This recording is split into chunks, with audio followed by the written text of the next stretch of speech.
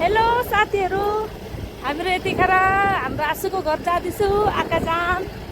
अनि बाटो बिग्रेको खुल्डुङ बाटो छ साथी, हेर्नुहोस् त। यस्तो बाटोबाट हामीहरू सधैँ ओहोरदोहोर गर्नुपर्छ। पुग्यो है साथीहरू आँसुको घर। 5 गोलाइजा टक्कै पार गर्नु पर्दो रहेछ है साथीहरू। के फाइदा, आते आते सामी हो गया। घर फर्किँदैछु यतिखेर। हेर्नु हाम्रो आधै रुनु आँट्यो। धेरै टाढो छ हो, अनि त्यही भएर टाइम धेरै लाग्यो। अनि अब हेर्नुहोस्, यो हाम्रो सिलापत्तरको विशाल सपिङ मल हो। हेर्नुहोस्, यहाँ एकदम दामी छ हो।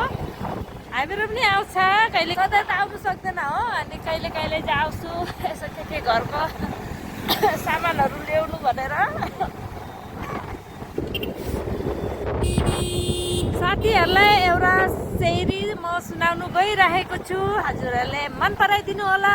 पहाडबाट ढुङ्गा लड्यो धर्नु सकेन, पहाडबाट ढुङ्गा लड्यो धर्नु सकेन, तिमीसँग माया बस्यो भुल्नु सकेन। यो हो, यति मात्रै है साथीहरू। हेरेर मन बुझाउने के गर्नु होला, गोजीमा पैसा छैन।